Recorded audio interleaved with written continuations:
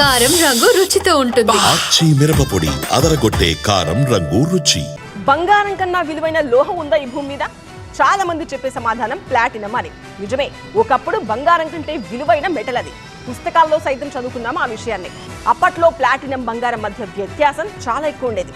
అలాంటిది ఏం జరిగిందని గోల్డ్ విలువ పెరిగింది? ఆ లెగసీ ప్లాటినం ఎందుకు నిలబెట్టుకోలేకపోయింది?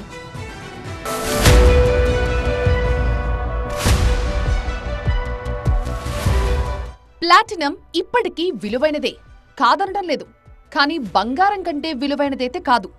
ఓ 20 ఏళ్ల క్రితం బంగారం ధరకి 4 ధర ఎక్కువగా ఉండేది ప్లాటినం. కారణం, ప్లాటినం దొరకడం కష్టంగా ఉండడమే. బంగారంతో పోల్చి చెప్పాలంటే, సపోజ్ ఓ 20 బంగారు గనులున్నాయనుకుంటే ప్లాటినం గని మాత్రం ఒక్కటే ఉండేది. అందుకే 2001లో 10 గ్రాముల బంగారం ధర 4,000 ఉంటే ప్లాటినం ధర దాదాపు 14-15,000 ఉండేది. ప్లాటినం చైన్, ప్లాటినం రింగ్ పెట్టుకున్నాడంటే మహా రిచ్ అని అందరూ అనుకునేవారు. అచ్చంగా వెండిలాగే కనిపించినప్పటికీ ప్లాటినం క్లాస్ లుక్ వేరే లెవెల్లో ఉంటుంది. అలాంటి ప్లాటినం రాను రాను బంగారంతో పోటీ పడలేకపోయింది. ప్రస్తుతం అదే 10 గ్రాముల ప్లాటినం ధర ఎంతుందో తెలుసా? 26,000 రూపాయలు. మరి బంగారం ఏకంగా 1,00,000కి చేరువైంది. ఏ మాత్రం కంపారిజన్ లేదు. దీనికి కారణం ఏంటంటే, పేదవాళ్ల నుంచి సామాన్యుల వరకు బంగారం బంగారమే అనుకోవడమే. మన మైండ్ మర్చిపోయి ఉంటుంది గానీ, ఓ 30 ఏళ్ల క్రితం వరకు బంగారానికి పెద్దగా డిమాండ్ లేదు. పెళ్లిళ్ళు, పేరెంటాలప్పుడు మాత్రమే కొనేవాళ్లు.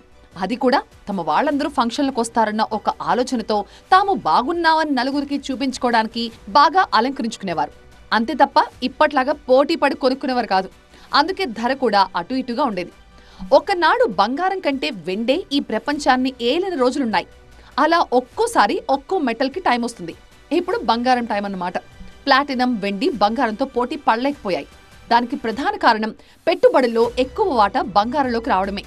బ్యాంకులకు వెళ్లినా, తాకట్టు దుకాణానికి వెళ్లినా వెంటనే చేతికి డబ్బు ఇచ్చేది బంగారానికే. ప్లాటినం తీసుకుని ఎవ్వరూ అరువివ్వరు. అందులోనూ ప్లాటినంతో చేసిన చిన్న చిన్న చైన్లు, ఉంగరాలు బాగుంటాయి గానీ నగలు దిగేసుకుంటే చూడ్డానికి ఏమంత బాగోదు. పైగా వెండికి ప్లాటినంకు తేడా తెలియని రోజులేవి.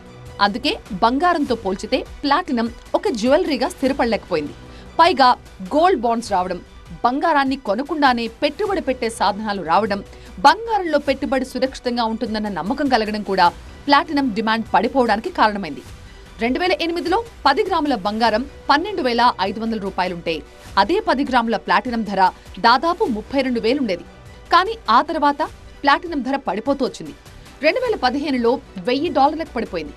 అలా దాదాపు 10 ఏళ్ల పాటు ధరలో ఎలాంటి మార్పు చెందకుండా అలాగే ఉండిపోయింది ప్లాటినం. డబ్బులు లేకపోయినా ఉన్నంతలోనే అదొక గ్రామైనా సరే బంగారమే కొనుక్కునేవారు. అందులోనూ ఇప్పుడున్న పరిస్థితుల్లో బంగారానికి ప్రత్యామ్నాయమే లేదు. పెట్టుబడులు పెట్టడానికి స్టాక్ మార్కెట్లు, రియల్ ఎస్టేట్, బాండ్లు ఉన్నప్పటికీ స్టాక్ మార్కెట్లు ఎప్పుడు కుప్పకూలిపోతాయో తెలియదు. బాండ్లలో పెడితే ఎక్కువ రిటర్న్స్ రావు. రియల్ ఎస్టేట్లో పెట్టినా అవసరానికి వెంటనే చేతికి డబ్బులు వస్తాయన్న గ్యారంటీ లేదు. సో ఏ రకంగా చూసినా బంగారమే సురక్షితం, సులభంగా కనిపించింది. అందుకే బంగారానికి అంత డిమాండ్. పైగా 1,00,000కు చేరువవుతోంది అని ఇప్పుడు చెప్పుకున్న బంగారం ధర 24 క్యారెట్లది. మార్కెట్లో 22 క్యారెట్లు, 18 క్యారెట్లు, 14 క్యారెట్ల బంగారం ధర కాస్త తక్కువగానే ఉంది. కేవలం బంగారు నగల్లా కనిపించాలనుకుంటే క్యారెట్స్ తక్కువగా ఉన్న బంగారం తీసుకోవడం ఉత్తమం. ఇంతకీ ఈ క్యారెట్లేంటసలు? 24 క్యారెట్లు, 22 క్యారెట్లు, 18 క్యారెట్లకు ఏంటి తేడా? 100కు 100% స్వచ్ఛమైన బంగారాన్ని 24 క్యారెట్ల బంగారం అంటారు. అంటే ఇందులో మరే మెటల్, అంటే ఏ ఇతర లోహాలు కలపరు. కాకపోతే ఇంత స్వచ్ఛతతో ఆభరణాలు తయారు చేయడం కష్టం. అందుకే గోల్డ్ బిస్కెట్లు, గోల్డ్ బార్స్, కాయిన్స్ తయారు చేస్తారు. ఆభరణాలు తయారు చేయాలంటే బంగారంలో కాస్త కల్తీ చేయాల్సిందే. అలాగని కల్తీ అంటే ఇంకేదో అనుకునేరు.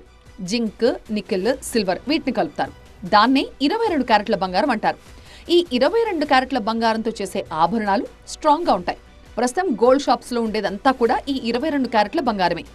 ఇక 18 క్యారెట్ల బంగారం కూడా ఉంటుంది. ఇందులో 75% బంగారం ఉంటే మరో 25% రాగి లేదా సిల్వర్ కలుపుతారు. ఇలాంటి బంగారాన్ని రాళ్లు లేదా వజ్రాలు పొదిగిన ఆభరణాల తయారీలో వాడతారు. పైగా 18 క్యారెట్ల బంగారానికి మన్నిక ఎక్కువ కూడా. అందుకే రోజువారీ ఉపయోగం కోసం ఉంగరాలు, వాచ్లు తయారు చేస్తారు.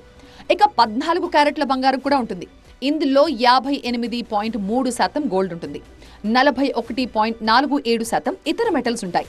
దీనికి కూడా మన్నిక ఎక్కువే, పైగా ధర తక్కువ. మరి ఏది ఎన్ని క్యారెట్ల బంగారం అని ఎలా కనిపెట్టాలంటే దాన్ని మెరుపును బట్టి చెప్పేయచ్చు. 24 క్యారెట్ల బంగారం ధగధగా మెరిసిపోతుంటుంది. 22 క్యారెట్లది కాస్త తక్కువ. ఇక 18, 14, 10, 98 క్యారెట్ల బంగారం చాలా తక్కువ మెరుపుతో ఉంటుంది. కానీ డిమాండ్ ఉన్నది మాత్రం 24 క్యారెట్లు, 22 క్యారెట్లే. కానీ ప్రస్తుతం మార్కెట్లో వాటి ధరలే ఆకాశానంటున్నాయి. ఈ 24 క్యారెట్ అనేది స్వచ్ఛంగా ఉంటుంది.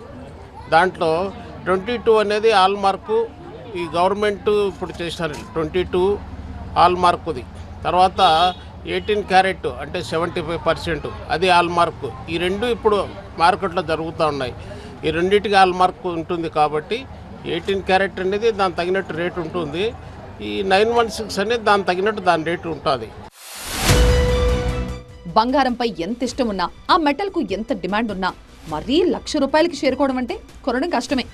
అందుకే బంగారం ధరలకు రెక్కలొచ్చినప్పటి నుంచి 1 గ్రామ్ గోల్డ్ ట్రెండ్ పెరుగుతూ వచ్చింది. పేదలైతే అసలు బంగారం కొట్లున్న వీధుల వైపు రావడమే మానేశారు. తప్పదు అనే అత్యంత అవసరం వస్తే తప్ప అటుపక్క రావట్లేదు. ఎటొచ్చి మధ్యతరగతి వాళ్లే కొనలేరు, కొనకుండా ఉండలేరు.